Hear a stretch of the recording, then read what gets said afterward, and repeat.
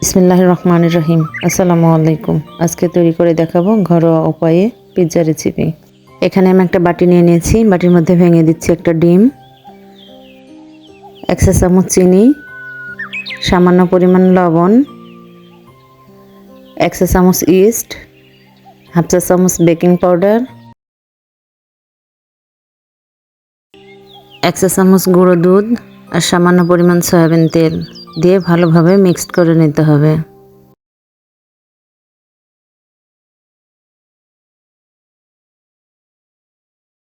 মিশ্রণটা আমার ভালোভাবে মিক্সড করা হয়ে গেছে। এই পর্যায়ে দিয়ে দিচ্ছি হালকা উষ্ণ গরম পানি। এটা দিয়ে আরও কিছুক্ষণ ভালোভাবে মিশিয়ে নেব।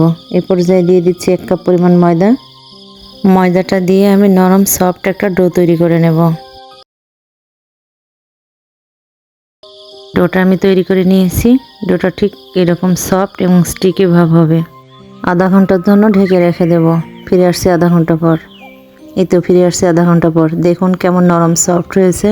পিৎজাটা আমি সরাসরি চুলায় বেক করব। তার জন্য প্যান নিয়ে নিচ্ছি। সামান্য পরিমাণ তেল দিয়ে মেখে নেব। ডোটা আমি প্যানে নিয়ে নিয়েছি।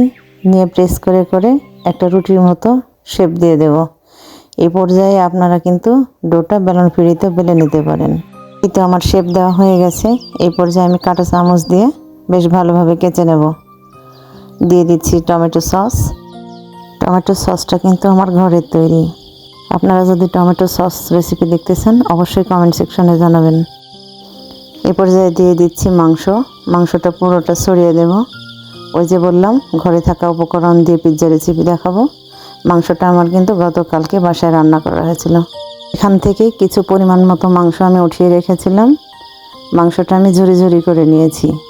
এখানে আমি কাঁচা পেঁয়াজ আর কাঁচা মরিচ কুচি ছড়িয়ে দিচ্ছি। আপনারা চাইলে এখানে ক্যাপসিকাম, অলিভ, অরিগ্যানো অ্যাড করতে পারেন। এই পর্যায়ে মোজারেলা চিজ দিয়ে দিচ্ছি। মোজারেলা চিজ দেওয়া আমার হয়ে গেছে।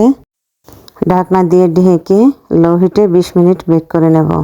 ফিরে এসেছি 20 মিনিট পর। দেখুন পিৎজাটা কিন্তু আমার একদম রেডি। কি লোভনীয় হয়েছে দেখুন।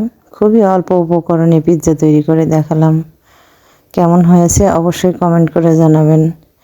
আমার ভিডিওটি যদি ভালো লেগে থাকে অবশ্যই একটা লাইক করে দিবেন, কমেন্ট করবেন, ফ্রেন্ডস অ্যান্ড ফ্যামিলির সঙ্গে শেয়ার করে দেবেন। চ্যানেলটি সাবস্ক্রাইব করে দেবেন, পাশে থাকবেন।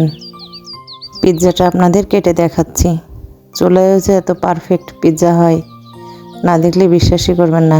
একবার বানিয়ে দেখতে পারেন। দেখুন কতটা সুন্দরভাবে কুক হয়েছে।